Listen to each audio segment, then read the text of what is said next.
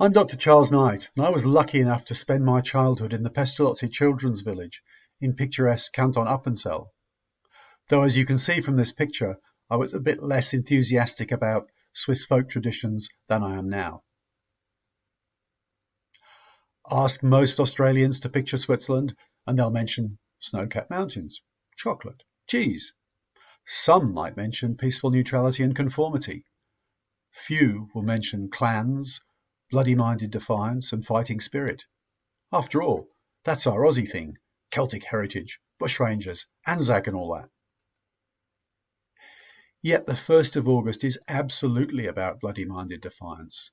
3 leaders from forest clans taking an oath to collectively defy an empire. It's about fighting spirit that goes back to the Celtic tribe from which Switzerland takes its formal name, Helvetica.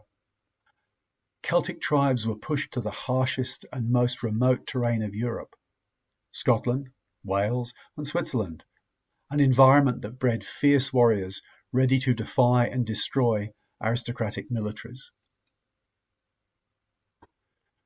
The story of William Tell shooting the apple off his son's head is not just about Swiss marksmanship. Although most Swiss males have to pass an annual marksmanship test with the rifle they keep at home, the story is equally about bloody-minded Swiss peasant who refuses to acknowledge an aristocrat's authority. From history lessons, we might vaguely remember that the Welsh archers slaughtered the French elite at Crécy in 1346. Well, Swiss mountain farmers did the same to the Habsburgs 30 years earlier at Morgarten by rolling rocks and logs on them. And 70 years later, the pike-wielding peasants destroyed much larger armies at Sempach and Neffels.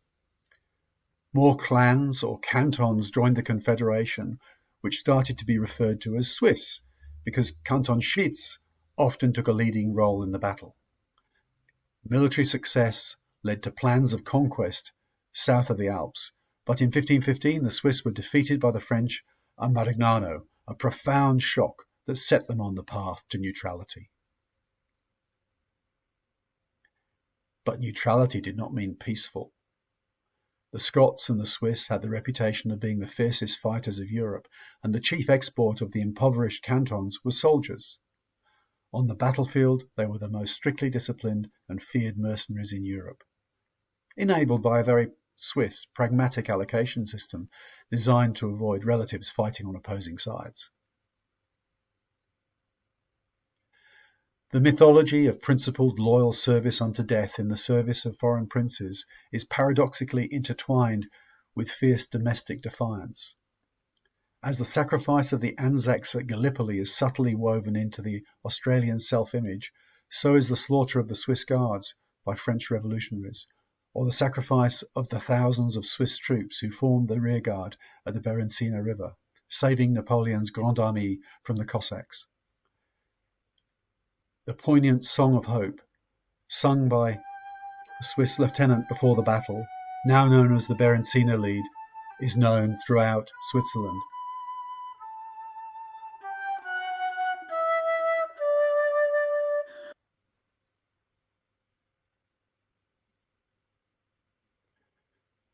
The symbology of the oath celebrated on the 1st of August is precisely why, in 1940, General Henri Guisin gathered the leaders of the Swiss army on the meadow where the oath was first sworn to order them to resist the Nazis in the mountains and never surrender.